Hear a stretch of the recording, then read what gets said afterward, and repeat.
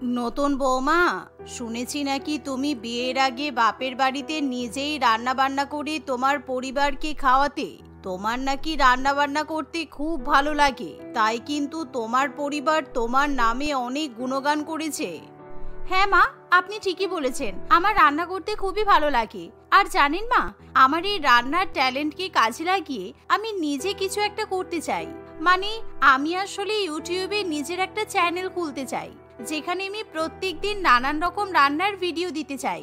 বিয়ের আগেই আমি এটা করতে চেয়েছিলাম, কিন্তু বাবার কাছ থেকে অনুমতি পাইনি।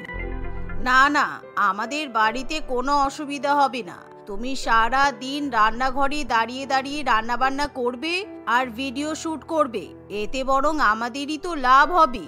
আর বৌমা, একটা কথা সবার আগে বলে দিই, আমরা কিন্তু বাড়ির প্রত্যেকেই ভীষণই খাদ্যরসিক।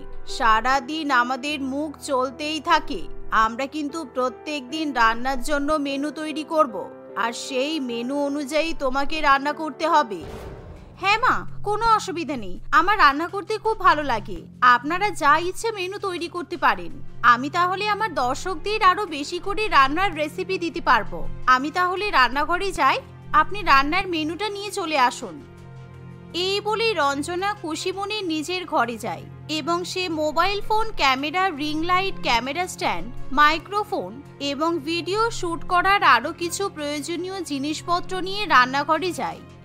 কিন্তু শ্বশুরবাড়ির রান্নাঘর দেখে সে একেবারে আকাশ থেকে পড়ে, কারণ সেই রান্নাঘর দেখতে একেবারে ছোট্ট একটা আলমারির মতো ছিল।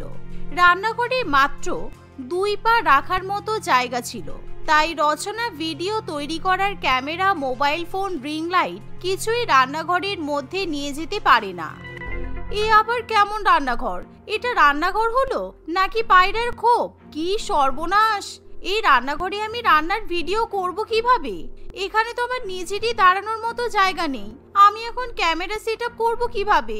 গেল আমার ইউটিউবে চ্যানেল খোলার স্বপ্ন চুরমার হয়ে গেল। রঞ্জনা দেখে সেই রান্নাঘরে কেবলমাত্র একটাই গ্যাস ওভেন আছে। রান্নাঘরে বাসনপত্র রাখার মতো বিশেষ কোনো জায়গা থাকে না। শুধুমাত্র সেই ছোট্ট রান্নাঘরে একটা হাঁড়ি, একটা কড়াই এবং মশলাপাতির কৌটো রাখা থাকে। বৌমা, এই যে আমাদের আজকের মেনু, এই নাও ধরো। শাশুড়ি মায়ের হাতে লম্বা মেনু দেখে রঞ্জনার মাথা ঘুরে যায়, কারণ সেই মেনুতে কমপক্ষে 33 রকমের পদের নাম লেখা থাকে। রান্নার মেনুর সাইজ এতটাই বড় ছিল যে সেই লম্বা কাগজটা রান্নাঘরে খুলে দেখার মতো জায়গা থাকে না। শাশুড়ি মায়ের সঙ্গে কথা বলার জন্য রঞ্জনা সেই রান্নার মেনু নিয়ে রান্নাঘরের বাইরে বেরিয়ে আসে। মা, আপনাদের রান্নাঘর এত ছোট কেন? আপনাদের রান্নাঘর থেকে আলমারি আরো অনেক বেশি বড় হয়। আপনি এত বড় মেনু তৈরি করেছেন কেন? এত ছোট রান্নাঘরে এত রকমের খাবার রান্না করা সম্ভব নাকি? তার উপর আবার রান্নাঘরে কেবল একটাই গ্যাস চুলা আছে। আমি তো একবারে 3-4 রকমের খাবারও রান্না করতে পারবো না। একটা একটা করে খাবার রান্না করতে গিয়ে তো সারাটা দিন পেরিয়ে যাবে। এই যে তুমি যে একটু আগেই বললে তুমি রান্না বান্না করতে ভালোবাসো, তাহলে এই মেনু দেখার পর তুমি ঢং করছো কেন? তুমি তো বললে রান্না করতে করতে তুমি সারাদিন ভিডিও বানাবে, তাই আজকে আমরা রান্নার মেনুটা একটু বেশিই বড় করেছি, যাতে তুমি খুশি হও। আপনাদের রান্নাঘরে 2 পা রেখে দাঁড়ানোর মতো জায়গা নেই, আর আপনি বলছেন এই রান্নাঘরে আমি ভিডিও শুট করব? আপনাদের রান্নাঘর বড় হলে আমার তো কোনো অসুবিধা হতো না, কিন্তু এত ছোট রান্নাঘরে আমি রান্না করব কি করে? শোনো বৌমা, তোমাকে একটা কথা বলছি, আমরা কিন্তু জমিদার বাড়ির বংশধরের পরিবার। আমাদের জমিদার বাড়িতে প্রত্যেক দিন আগে 56 ভোগ রান্না হতো, তাই রান্নাঘর ছোট হোক কিংবা বড় হোক, জমিদার বাড়ির ঐতিহ্য বজায় রাখার জন্য তোমাকে প্রত্যেক দিন আমাদের বানানো মেনু অনুযায়ী রান্না করতে হবে। আপনারা যদি জমিদার বাড়ির বংশধরের পরিবার হন, তাহলে আপনাদের জমির এত অভাব কেন? আমি যতদূর জানি জমিদার বাড়িতে অনেক বড় বড় রান্নাঘর থাকতো। আপনি দয়া করে মিথ্যা কথা বলবেন না। আমি এত ছোট রান্নাঘরে সবজি কাটবো কোথায়? তার উপর রান্নাঘরে তো কোনো মিক্সার গ্রাইন্ডার, শিলনোড়া কিছুই নেই। আরে সবজি কাটবে কোথায় মানে? বাড়ির সামনে অত বড় উঠান আছে, দেখতে পাচ্ছ না? আমি তো এতদিন পর্যন্ত বাড়ির উঠানে বসেই সবজি কাটা, রান্না বান্না সবই করেছি। তাও তো এখন তোমার জন্য বাড়ির মধ্যেই ছোট্ট একটা রান্নাঘর তৈরি করা হয়েছে। উঠানে একটা শিলনোড়াও রাখা আছে। তুমি বাইরে উঠান থেকেই সবজি আনাজ কেটে ধুয়ে আনবে, যা যা মশলা বাটার বেটে নেবে, তারপর রান্নাঘরে এসে দাঁড়িয়ে দাঁড়িয়ে রান্না করে নেবে। এই তো হয়ে গেল। এই বলে সঙ্গীতা দেবী সেখান থেকে চলে যায়। আর বেচারি রঞ্জনা সেই মেনু অনুযায়ী সকালে রান্নাবান্না করতে শুরু করে। প্রথমেই লেখা থাকে লুচি, ছোলার ডাল, নারকেলের চাটনি, মটরশুঁটির কচুরি, আলুর পরোটা, সাদা রুটি এবং সাথে 3 রকমের সবজি, শেষ পাতে পায়েস। বাবারে বাবা, সকালের ব্রেকফাস্টে এত বাহার! আমি তো বিয়ের আগে ব্রেকফাস্টে শুধু চাই খেতাম। এটা তো মনে হচ্ছে সারাদিনের খাবার সকালবেলাতেই খেয়ে নেবে। কিন্তু ব্যাপার হচ্ছে এখন আমাকে লুচি পরোটা আর রুটির জন্য আলাদা করে আটা ময়দা মাখতে হবে। এই ছোট রান্নাঘরে দাঁড়িয়ে দাঁড়িয়ে আটা মাখার মতো তো জায়গাও নেই। এখন আমাকে উঠানে বসে বসে আটা মাখতে হবে। ইস, কি মরতে চেয়ে বাড়িতে বিয়ে করতে গেলাম। এই বলে অঞ্জনা আটা ময়দা নিয়ে উঠানে রেখে আসে। কিন্তু যেহেতু ময়দা মাখার জন্য গরম জলের প্রয়োজন, তাই রঞ্জনা আবার রান্নাঘর থেকে গরম জল নিয়ে আসতে চলে যায়। কিন্তু গরম জল নিয়ে উঠানে যাওয়ার পর রঞ্জনা দেখে ময়দার পাত্রে কাক পটি করে দিয়ে পালিয়েছে। উফ, এমনিতেই দেরি হয়ে গেছে, তার উপর কাকগুলো আবার কাজ বাড়িয়ে দিচ্ছে। রান্নাঘরে দাঁড়িয়ে আটা ময়দা মাখার মতো জায়গা নেই। ছি, আমার তো মনে হচ্ছে রান্নাঘর থেকে গ্যাস ওভেন উঠানে নিয়ে চলে আসলেই ভালো হতো। অন্তত আমাকে বারে বারে তো রান্নাঘরে যাওয়া আসা করতে হতো না। এই বলে রঞ্জনা আবার শাশুড়ি মায়ের ঘর থেকে ময়দা নিয়ে আসতে চলে যায়। তার শ্বশুর বাড়ির রান্নাঘর যেহেতু অত্যন্ত ছোট হওয়ায় রান্নাঘরের আনাজপত্র রাখার মতো কোনো জায়গা থাকে না, তাই রান্নার প্রয়োজনীয় রেশন, আনাজপত্র এবং অন্যান্য জিনিস শাশুড়ি মায়ের ঘরেই রাখা থাকতো। এভাবেই রঞ্জনা বেচারি দৌড়াদৌড়ি করে কোনো রকমে সকালের খাবার দাবার রান্না করে হাঁপ ছেড়ে বাঁচে। কিন্তু এখনো সেই মেনুতে দুপুরের খাবার হিসেবে 15 রকমের পদের নাম লেখা থাকে, যা দেখে রঞ্জনা সকালের খাবারও ঠিকমতো খেতে পারে না। কোনো রকমে একটা রুটি খেয়ে সে আবার রান্নার কাজে লেগে পড়ে। তাড়াতাড়ি ফ্রিজ থেকে মাছ মাংসগুলো আগে বার করে নি, তারপর উঠান থেকে সবজিগুলো কেটে নিয়ে আসবো। রান্নাঘরে একটা জলের বেসিন পর্যন্ত নেই। সবজি কাটা ধোয়া করার জন্য আমাকে বাইরের কল ব্যবহার করতে হবে। দেখি ফ্রিজে কি কি আছে। এই বলে রঞ্জনা যেই ফ্রিজের দরজা খোলে, তখনই ফ্রিজের দরজা দিয়ে তার পায়ে ভীষণই জোরে চোট লাগে। কারণ রান্নাঘর খুবই ছোট হওয়ায় ফ্রিজের দরজা খুললে রান্নাঘরে আর দাঁড়ানোর জায়গা থাকে না, আর রঞ্জনা সেটা বারে বারে ভুলে যায়। উফ, এরকম ভাবে এই ছোট রান্নাঘরে রান্না বান্না করা সম্ভব? তার উপর আমাকে লম্বা একটা মেনু ধরিয়ে দিয়েছে। রান্নাঘর ছোট, কিন্তু এদের পেট অনেক বড়। এমন রান্নাঘরে দাঁড়িয়ে আলু সিদ্ধ ভাত রান্না করাও দুষ্কর। দুপুরের মেনুতে আছে আবার সাদা ভাত, pulao, fried rice, mutton korma, chicken rezala, paneer tikka, আরো কত কিছু। এত কিছু আমি রান্না করব আর ভিডিও শুট করতে পারবো না। এই ভেবে রঞ্জনা তার মোবাইল ফোন নিয়ে রান্নাঘরে আসে, কিন্তু সে ফোন রাখার মতো কোথাও জায়গা পায় না। তাই সে গ্যাস ওভেনের সামনে দেওয়ালে সেলুটেপ দিয়ে তার ফোনটা আটকে দেয় আর মনের আনন্দে ভিডিও শুট করতে করতে রান্না করে। এত ছোট রান্নাঘরে আমি রান্নার ভিডিও শুট করছি, জানি না আমি ভিউ পাবো কিনা। লোকজন আমার ছোট রান্নাঘর নিয়ে নানান মন্তব্য করবে। কিন্তু যাই হোক, আমার কাছে তো মেনুর লম্বা লিস্ট আছে। আমি অনেক রকমের রেসিপি দেখতে পারবো। লোকে তো আর ছোট রান্নাঘর দেখবে না, দেখবে বড় মেনু। এই বলে রঞ্জনা একে একে রান্না করতে থাকে। কিন্তু হঠাৎ করে একটা সময় তার ফোন কড়াই পনিরের মধ্যে পড়ে যায়। রঞ্জনা গরম কড়াইয়ের মধ্যে থেকে ফোন তুলতে গিয়ে তার হাতটাই পুড়ে যায়। কি সর্বনাশ! কড়াই পনির রান্না করতে এসে কড়াই ফোন রান্না হয়ে গেল। দূর, এরকম ছোট রান্নাঘরে রান্না বান্না করা সম্ভব নয়। রঞ্জনার ফোন খারাপ হয়ে যাওয়ায় সেদিন তার মন খুবই খারাপ থাকে, কিন্তু তবুও তাকে একের পর এক নানান কিছু রান্না করতেই হয়। অন্যদিকে তার পরিবারের লোকেরা রান্নাবান্না হয়ে যাওয়া মাত্রই যে যার পছন্দ মতো খাবার দাবার নিয়ে ঘরে চলে যায়। আসলে সেই বাড়ির সদস্যদের সবার পছন্দ একেবারেই আলাদা আলাদা ছিল, তাই তারা প্রত্যেক দিন ঘুমাতে যাওয়ার আগে পরের দিন তারা কি কি খাবে নিজেদের পছন্দ মতো একটা লম্বা মেনু তৈরি করত। আর যেহেতু তাদের গোটা বাড়িটা খুব কম জায়গার উপর তৈরি ছিল, তাই রান্নাঘরের মতো তাদের থাকার ঘরগুলো খুবই ছোট ছোট ছিল। আলাদা করে বসে খাবার খাওয়ার মতো জায়গাও সেই বাড়িতে ছিল না। এ কি, আপনারা খাবারগুলো একে একে সব নিজেদের ঘরে নিয়ে চলে যাচ্ছেন কেন? আমার জন্য তো কোনো ফ্রেশ খাবার থাকে না। আপনাদের খাওয়ার পর যা খাবার বেঁচে থাকে আমাকে তাই খেতে হয়। অত বড় বড় মেনু রান্না করে আমার কপালে তো ছোট একটা মাংসের টুকরোও জোটে না।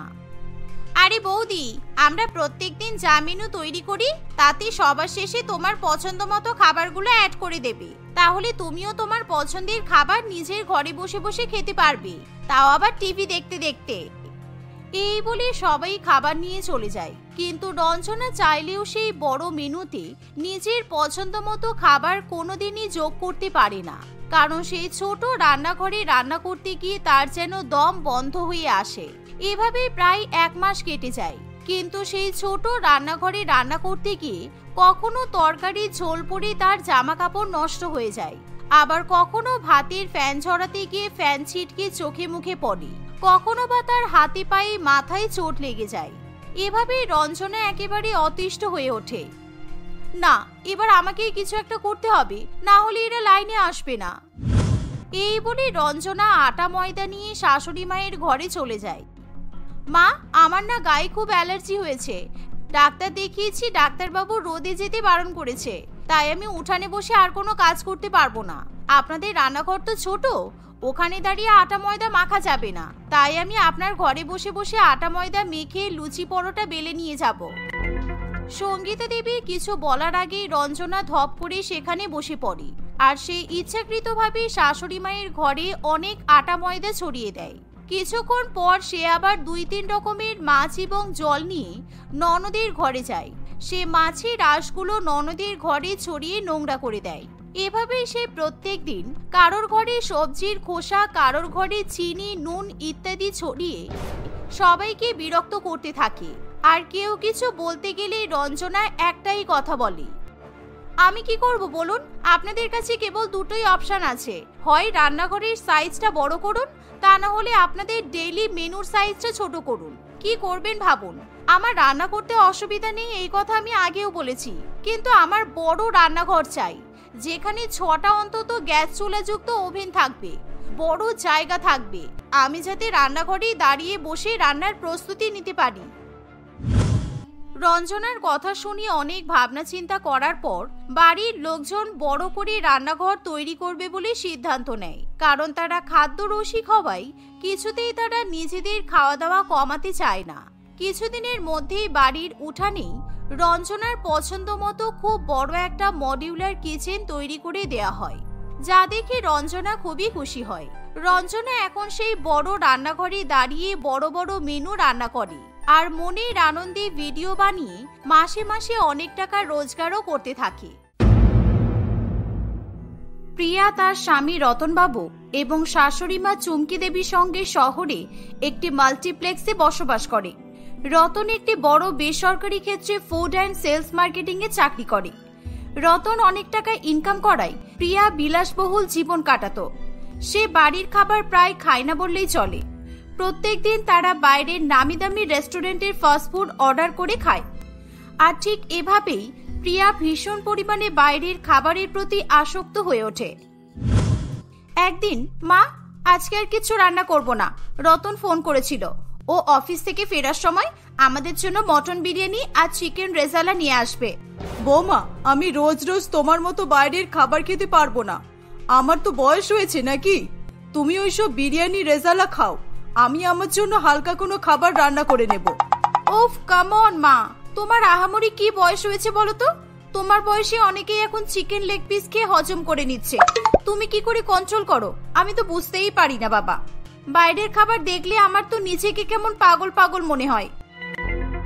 রতন অফিস থেকে আসার সময় বউয়ের জন্য মটন বিরিয়ানি আর চিকেন রেজালা নিয়ে বাড়ি ফিরে আসে। প্রিয়া ভীষণ পরিমাণে খুশি হয়। উফ, বিরিয়ানি আর রেজালা দেখলে আমার প্রাণটা পুরো ভরে যায়। রতন, তুমি রোজ রোজ বাইরের খাবার খাইয়ে আমার এমন বাজে অভ্যাস করিয়ে দিয়েছো, আমি এখন বাইরের খাবার ছাড়া চলতেই পারি না জানো। আর শাশুড়ি মা এই জন্য শুধু আমাকে কথা শোনায়। নো প্রবলেম ডার্লিং, তুমি যত ইচ্ছা বাইরের খাবার খাও, আমি তো তোমার জন্যই রাত দিন পরিশ্রম করে টাকা ইনকাম করি, তাই না? এইভাবে প্রায় কিছুদিন কেটে যায়। প্রিয়া এক রবিবারে তার বান্ধবী পুনমের সঙ্গে নন্দনে সিনেমা দেখতে যায়। তারা খুব এনজয় করে সিনেমা দেখে বেরিয়ে আসে। প্রিয়া, আমার খুব খিদে পেয়েছে। সিনেমা হলের পপকর্নটা একেবারে ভালো ছিল না। তুই এমন জোর করলি যে ওই ফালতু পপকর্নটা কিনতে বাধ্য হলাম। তোর এই নাক সিটকানোর স্বভাবটা খুব খারাপ। আমি তোকে কতবার বারণ করেছি বাইরের খাবারের নিন্দা করবি না তুই। বাইরের খাবার মানেই জাস্ট অ্যামেজিং। সরি বাবা, এইবার দয়া করে কিছু খেতে চল, না হলে আমি খিদের চোটে মারাই যাব। নন্দনের বাইরে একটা দোকানে ফিশ ফ্রাই পাওয়া যায়, হেভি টেস্ট। চল, আজকে আমি আর তুই ফিশ ফ্রাই আর গরম গরম কফি খাই, তাহলে তোর পেটে জ্বালা মিটবে আর আমার জিভের টেস্ট বাডগুলো শান্তি পাবে। এই বলে প্রিয়া আর পুনম ফিশ ফ্রাই আর গরম গরম কফি খেয়ে নেয়। প্রিয়া বাড়ি চলে আসে। এভাবে প্রায় কিছুদিন কাটে। বাইরের খাবারের প্রতি আসক্তি প্রিয়ার ভীষণ পরিমাণে বেড়ে যায়। একদিন তাকে তার শাশুড়ি মা বলে, বৌমা, আজকে আমি আমার বান্ধবী স্বর্ণালীর মেয়ের বিয়ের বেনারসি কিনতে শ্যামবাজারের বেনারসি প্যালেসে যাব। স্বর্ণালী আমাদের জন্য ওখানেই ওয়েট করবে। তুমি তাড়াতাড়ি রেডি হয়ে নাও, তোমাকেও আমি আমাদের সঙ্গে বেনারসি পছন্দ করতে নিয়ে যাব। ঠিক আছে মা। প্রিয়া চুমকি দেবীর সঙ্গে শ্যামবাজারে বেনারসি প্যালেসে বেনারসি পছন্দ করতে চলে যায়। তারা স্বর্ণালীর সঙ্গে তার মেয়ের বিয়ের জন্য বেনারসি পছন্দ করে কিনে ফেলে। বেনারসি কিনে বাড়ি ফেরার সময়, কিরকম বান্ধবী বাবা, এতক্ষণ সময় নিয়ে বেনারসি পছন্দ করে দিলাম আর একবারও কিছু খাওয়ানোর কথা বলছে না। আর আমার শাশুড়ি মাটাও তেমনই চুপ করে আছে। আমার খুব খিদে পেয়েছে। এই সময় স্বর্ণালী বলে, ধন্যবাদ চুমকি, আজকে তুই আর তোর বৌমা আমার সঙ্গে শপিং করতে এসেছিস, আমি খুব খুশি হয়েছি। চল এবার বাড়ির দিকে যাই, মেয়ের বিয়ে বলে কথা, অনেক কাজ বাকি পড়ে আছে। কি, বাড়ি যাবেন মানে? আমাদেরকে কিছু খাওয়াবেন না? 10,000 টাকা দিয়ে বেনারসি কিনছেন আর আমাদের খাওয়ানোর বেলায় একটাও কথা বলছেন না। আচ্ছা কিপটা মহিলা তো আপনি, আমাকে আপনি শ্যামবাজারের গোলবাড়ির মটন কষা আর পরোটা খাওয়ান, না হলে আপনাকে আমি কিছুতেই বাড়িতে যেতে দেব না। চুপ করো বৌমা, খাওয়ার জন্য এমন ভাবে বলছো কেন? কি ভাববে বলো তো স্বর্ণালী? এ ভাববে আমরা বাড়িতে খেতে পাই না। ছি ছি, আমার মান সম্মান কিছুই রইল না। প্রিয়ার কথা শুনে স্বর্ণালী দেবী খুবই লজ্জা পেয়ে যায়।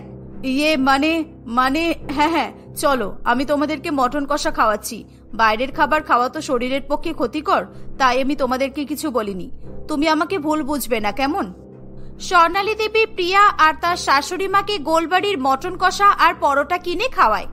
প্রিয়া ভীষণ পরিমাণে খুশি হয়। প্রিয়া ও চুমকি দেবী নিজেদের বাড়ি চলে আসে। একদিন রতন অফিসে গেলে তার বস সুধাংশু বাবু তাকে ডেকে পাঠায়। স্যার, আপনি আমায় ডাকছিলেন? হ্যাঁ রতন, আমার তোমার সঙ্গে একটা গুরুত্বপূর্ণ কথা আছে। তুমি আমার অফিসের একজন সিনিয়র এমপ্লয়ি, তাই আমি তোমাকে একটা দায়িত্ব দিতে চাই। আমাদের ফুডের যে নতুন কোম্পানিটা আমি লঞ্চ করব, তার জন্য একটা ব্লু প্রিন্ট আমি পেন ড্রাইভে সেট করে রেখেছি। আমি কালকে কিছুদিনের জন্য সিঙ্গাপুর যাচ্ছি, তাই পেন ড্রাইভটা আমি তোমার কাছে রেখে যাব। আচ্ছা স্যার, কোনো প্রবলেম নেই, আপনি নিশ্চিন্তে পেন ড্রাইভ দিয়ে যেতে পারেন। আর একটা কথা, তোমায় কিন্তু পেন ড্রাইভটা স্টাফুডের কোম্পানির ইনভেস্টরদের সামনে প্রেজেন্ট করতে হবে। আমি জানি তুমি পারবে। তুমি যদি কাজ ভালো করে করো তাহলে আমি তোমার স্টাফুডের কোম্পানির ম্যানেজিং ডিরেক্টরও করে দেবো, কেমন? রতন সুধাংশু বাবুর কথা শুনে খুবই খুশি হয়ে যায়। সে তার কাছ থেকে পেন ড্রাইভ নিয়ে বাড়ি চলে আসে। রতন প্রিয়াকে সব কথা জানায় এবং পেন ড্রাইভটা সাবধানে আলমারিতে তুলে রাখতে বলে। প্রিয়া তার স্বামীর কথা মতো পেন ড্রাইভটা রেখে দেয়। একদিন রতন চুমকি দেবীকে নিয়ে স্বর্ণালী দেবীর মেয়ের বিয়ের গায়ে হলুদের অনুষ্ঠানে চলে যায়। প্রিয়া তাদের সঙ্গে যেতে না চাওয়ায় সে একাই বাড়িতে ছিল। ধুত, ওই স্বর্ণালী আন্টির বাড়ি যেতে আমার একদম ভালো লাগে না। কিপটা মহিলা, আমি বরং বাড়িতে বসে বসে ফোনে নিজের ফুড ব্লগ শুট করি, আমার সময় কেটে যাবে। ঠিক সেই সময় রতনের অফিস কলিগ বিলাসবাবু তাদের বাড়িতে আসে। এ কি বিলাসবাবু, আপনি এই সময় এখানে? রতন তো বাড়িতে নেই, ও মাকে নিয়ে একটা অনুষ্ঠান বাড়িতে গেছে। সে কি, রতন তো বললো আমায় আজকেই ওই বাড়িতে আসতে, অফিসে একটা ইম্পর্টেন্ট প্রজেক্ট নিয়ে ডিসকাশন করবে। আমি তাই এখন চলে আসলাম। তুমি ওদের সাথে যাওনি? বিলাসবাবুর হাতে অনেক রকমের স্ট্রিট ফুড দেখে প্রিয়া খুবই খুশি হয়ে যায়। সে নিজের লোভ সামলে রাখতে পারে না। আপনি বসুন, রতন আসলে দেখা করে যাবেন, একটু পরেই ওরা চলে আসবে। আমিও যেতাম, কিন্তু আমার বাড়িতে অনেক কাজ আছে তো, তাই জন্য আমি যাইনি। এখন আপনার হাতে এত খাবার দেখে মনে হচ্ছে ভালোই হয়েছে আমি যাইনি। এই নাও, আমি জানি তুমি বাইরের খাবার খেতে খুব ভালোবাসো। রতন সবসময় তোমার স্ট্রিট ফুড খাবার কথা আমাদের সামনে বলে, তাই আমি তোমার জন্য roll, noodles, chicken Mughlai, chicken lollipop, mutton chaap নিয়ে এসেছি। গরম গরম খেয়ে নাও। প্রিয়া এত খাবারের নাম শুনে আর নিজেকে ঠিক রাখতে পারে না। সে বিলাসবাবুর কাছ থেকে সমস্ত খাবারের প্যাকেট নিয়ে নেয়। সে ঝটপট বাইরের খাবারগুলো খেয়ে ফেলে। কিছুক্ষণ পর থেকে প্রিয়ার মাথা ভীষণ পরিমাণে ঘুরতে শুরু করে। এ কি, আমার শরীর এত অস্বস্তি করছে কেন? কেমন মাথাটা ঘুরছে, আমি চোখে সব ঝাপসা দেখছি। প্রিয়া কথা বলতে বলতে হঠাৎই অজ্ঞান হয়ে পড়ে যায়। কিছু সময় পর রতন ও চুমকি দেবী বাড়ি ফিরে আসে। তারা দেখে পুরো ঘর বাড়ি লন্ডভন্ড হয়ে আছে। প্রিয়াকে তারা অজ্ঞান অবস্থায় সোফায় পড়ে থাকতে দেখে খুবই ভয় পেয়ে যায়। রতন প্রিয়ার চোখে মুখে জল দিতে থাকলে প্রিয়ার জ্ঞান ফিরে আসে। প্রিয়া ভীষণ ভয় পেয়ে যায়। সে কাঁদতে কাঁদতে রতনকে সব বলে। আমি তো বিলাসবাবুকে আজকে আমাদের বাড়িতে আসতে বলিনি। ইনফ্যাক্ট আমি তো এও বলেছিলাম যে আমি আজকে মাকে নিয়ে একটা অনুষ্ঠানে যাব। তাহলে? রতন তাড়াতাড়ি করে গিয়ে আলমারি চেক করতে শুরু করে দেয়। আমার পেন ড্রাইভটা কোথায় গেল? এ কি সর্বনাশ হয়ে গেল! আজ তোমার ফাস্ট ফুড খাওয়ার চক্করে আমার পুরো ক্যারিয়ারটা শেষ হয়ে গেল প্রিয়া। এবার কি হবে? আমার বস আমায় মেরে ফেলবে। উনি আমার ক্যারিয়ার পুরো শেষ করে দেবেন। কি হবে গো? বিশ্বাস করো, আমি সত্যি বুঝতে পারিনি যে বিলাসবাবু এমন করবেন। উনি এমন শয়তানি করবেন আমি স্বপ্নেও ভাবিনি। সুধাংশুবাবু সুইজারল্যান্ড থেকে ফিরে আসলে সে রতনকে ডেকে পাঠায়। রতন ভয়ে ভয়ে তার কাছে যায়। সুধাংশুবাবু তার কাছে পেন ড্রাইভটা ফেরত চাইলে সে তাকে সবকিছু বলে। সুধাংশুবাবু রতনের উপর ভীষণ পরিমাণে রেগে যায়। হোয়াট? তুমি আমার স্টাফুড কোম্পানির পেন ড্রাইভটা হারিয়ে ফেলেছো আর এখন বিলাসের উপর দোষ চাপাচ্ছ? আমি তোমার ক্যারিয়ার পুরো শেষ করে দেব। তুমি কি ভেবেছো আমার পেন ড্রাইভটা চুরি করে তুমি অন্য কোম্পানির কাছে বিক্রি করে দেবে? সুধাংশুবাবু বিলাসকেও ডেকে পাঠায়। বিলাসবাবু সব ঘটনা শুনে পুরোপুরি অস্বীকার করে। আমি রতনের বাড়ি যাব কেন? না স্যার, ও মিথ্যা বলছে। আমার তো খেয়ে দেয়ে কাজ নেই। ওর বাড়ি আমি কেন যেতে যাব? নিজে চুরি করে এখন আমায় ফাঁসিয়ে দেওয়ার চেষ্টা করছে। সুধাংশুবাবু পুলিশকে ফোন করে সব ঘটনা জানায়। পুলিশ এসে রতনকে ধরে নিয়ে যাবে, সেই সময় প্রিয়া সেখানে এসে উপস্থিত হয়। দাঁড়ান, আপনারা এভাবে আমার হাজবেন্ডকে অ্যারেস্ট করতে পারেন না। ও চুরি করেনি। আসল চোরকে তার প্রমাণ আমি আপনাদেরকে দিচ্ছি। বিলাসবাবু প্রিয়ার কথা শুনে খুব ভয় পেয়ে যায়। সেই দিন প্রিয়া ফুড ব্লগ করবে বলে নিজের ফোনটা ট্রাইপডে আটকে রেখে ভিডিও চালিয়ে রেখেছিল। আর সেই সময় বিলাসবাবু তার বাড়িতে আসে। প্রিয়া অজ্ঞান হয়ে যাওয়ার পর বিলাসবাবু সারা ঘর তছনছ করে পেন ড্রাইভটা খুঁজতে শুরু করে দিয়েছিল এবং পেন ড্রাইভটা পেয়ে গেলে সে সেটা নিয়ে সেখান থেকে চলে যায়। কিন্তু প্রিয়ার ফোনে যে সবকিছু রেকর্ড হচ্ছে সেটা বিলাসবাবু বুঝতেও পারেনি। পরে প্রিয়া ফোন দেখলে এমন ভিডিও দেখে খুবই খুশি হয় এবং সে রতনকে নির্দোষ প্রমাণ করার জন্য ভিডিওটা সেভ করে নেয়। পুলিশ ভিডিওটা দেখে রতনকে অ্যারেস্ট করে। সব মিথ্যা কথা। এরা সবসময় ফাঁসাতে চাই স্যার। আমি কিছুই করিনি, বিশ্বাস করুন, আমি কিচ্ছু করিনি। শেষে কিনা তুমি এমন করলে কেন বিলাস? তুমি আমার ফাস্টফুড কোম্পানির এত বড় ক্ষতি করতে চেয়েছিলে কেন? বিলাসবাবু চাপে পড়ে সব সত্যি কথা বলতে বাধ্য হয়।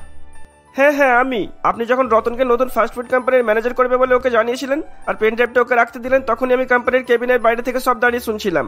আমি আপনার কোম্পানির সব থেকে পুরনো এমপ্লয়ি, আর আপনি আমাকে ছেড়ে এই রতনকে এত বড় সুযোগ দেবেন, আমি সেটা কিছুতেই মেনে নিতে পারিনি। তাই ওকে শাস্তি দেওয়ার জন্য আমি ওর অনুপস্থিতিতে রতনের বাড়ি গিয়ে পেন ড্রাইভটা চুরি করে এনেছি।